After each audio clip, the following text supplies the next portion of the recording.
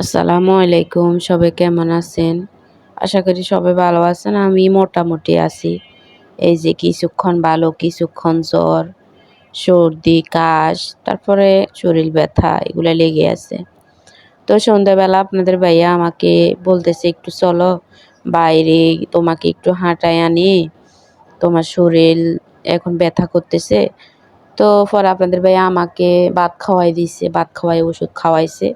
ওষুধ খাওয়ায় তারপরে একটু আমাকে হাঁটতে নিয়ে যাচ্ছে।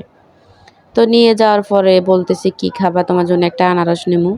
আনারস খাইলে নাকি জ্বর কমে।"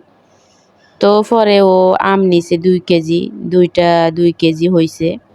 আর আমি পাপোশটা নিছি খাওয়ার জন্য। পপকর্ন নিছি খাওয়ার জন্য। পরে আমটা ও কাটছে। আমাদের পাশের রুমের ওই যে দোকানদার বলতেছে, "এগুলা ভিতরে ফোকা ওই সেই।" কেজি ৳৮০ করে নিছি। এখন খেতে যাইও ভয় লাগতেছে যে সত্যি যদি ফোকা হয়। মানে আমরা জামাইবু অনেক ভয় পাইছি। তারপর দেখতেছি না, আলহামদুলিল্লাহ আমটা মানে মিষ্টিও ছিল এবং কি কোনো ফোকাও ছিল না। এখন ৳৮০ করে আম নেওয়ার পরে যদি ওই আমে ফোকা হয় তাহলে তো ভাগ্য খারাপ আর কিছুই না। পরে আপনাদের ভাইয়া কাটছে। আর সকালে আপনাদের ভাইয়া চলে যাবে। তো পরে আমি এখানে আমলা কাটছি। আসলে ওই আমাকে কেটে খাওয়ায়। আমার মতো মনে হয় সব মেয়েরাই এমন যে কোনো কিছু মানে ফলমূল ঘরের ভিতরে যাই কিছু আনুক মানে কাটায় না। না কেটে রেখে দেয়, পচে যায়, তারপরে ফেলে দেয়। এগুলা নিয়ে ফ্যামিলিতে ঘরের ভিতরে অনেক কথাই শোনা লাগে। এই আরকি মানে এটা আসলে সবার ঘরে আমরা মহিলারা বেশিরভাগ ক্ষেত্রেই এমন করি। তো ফেঁড়াও কাটছি, আপনাদের ভাইয়া ফেঁড়া খায় নাই। আর শুধু আমলা খাইছিল। আর এখানে এনে মতোই আমার জন্য ইয়েটা কাটছিল, আনারসটা কাটছিল। তো আনারসটা কাটছিল আমার কাছে বেশি ভাল লাগতেছিল।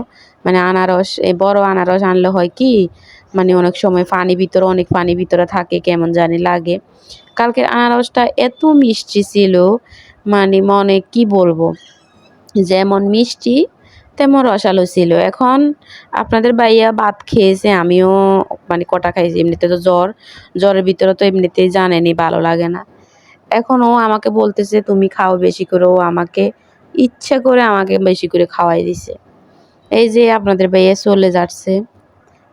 ওনার পিছনে যাইতেছি। আর আমাকে যাওয়ার সময় আবার ডাক্তারের কাছে নিচ্ছে। বলতেছে, "চলো তোমারে ডাক্তারের কাছে নিয়ে আবার ওষুধ নিয়ে দিই।" পরে আমাকে আবার ডাক্তারের কাছে নিছে, নিয়ে আমাকে ডাক্তার দেখাইছে। ওষুধ নিয়ে দিছে, দিয়ে তারপরে ও গেছে আজকে। সবাই ওর জন্য দোয়া করবেন যেন ও ভালো হয়ে যায়। আর কাশটা এত বেড়ে গেছে কি বলবো? মানে তো পরে তুসপিন একটা আনছি। আর ওষুধ খাইতে এখন আর আমার ওষুধ খেতে ভালো লাগে না। মন চায় কি মানে মরে গেলে ভালো হতো। আমার আর ভাল লাগে না। এত ওষুধ। আমার বিয়ের পর থেকে খেতে আছি। তো আসলে আমি অসুস্থ হওয়ার মূল কারণ আমি বেশিরভাগ হলো আপনাদের ভাইয়া যাওয়ার পরে ৩ বেলা ভাত একদিনও খাই নাই। সকালে ভাত খাইছি, দুপুরে ভাত খাইছি, রাত্রে ১২টা বাজে।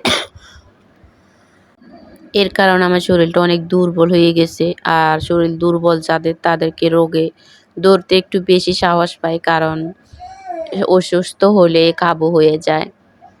তো পরে আমাকে বারবার যাইতে আপনাদের ভাইয়া বলতেছে, "তুমি ভাত খাইবা ঠিকমতো, খাওন খাইবা। যে সমতে যেটা মন চাইবে সেটা খাবা। কখনো খাওয়া বন্ধ করবা না। তুমি ঠিকমতো খাবা।" তারপরে ফলমূল, কলা আনছে। আমি যেদিন আনছে ওদিন একটা কলা খাইছি। এই মানে পড়ে রইছে। এখন আমাকে চিল্লাইতেছে যে, "তোমার জন্য কিছু আনলে তুমি খাও না। তুমি না খাই তুমি শরীরের এই কন্ডিশন আনছো। তোমার শরীর এত দুর্বল।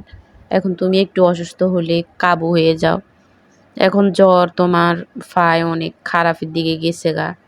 তো তুমি এভাবে চললে কিভাবে হবে? তুমি একটু সুন্দর করে খাবে।" এগুলা বলতেছে আরকি। আসলে আমরা মেয়েদের এই রোগটা বেশি, খাওয়া-দাওয়া কম করি আমরা। আর টেনশনটা একটু বেশি করি। তো সবাই দোয়া করবেন আমার জন্য যেন তাড়াতাড়ি সুস্থ হয়ে যায়, ভালো হয়ে যায়। আল্লাহ হাফেজ।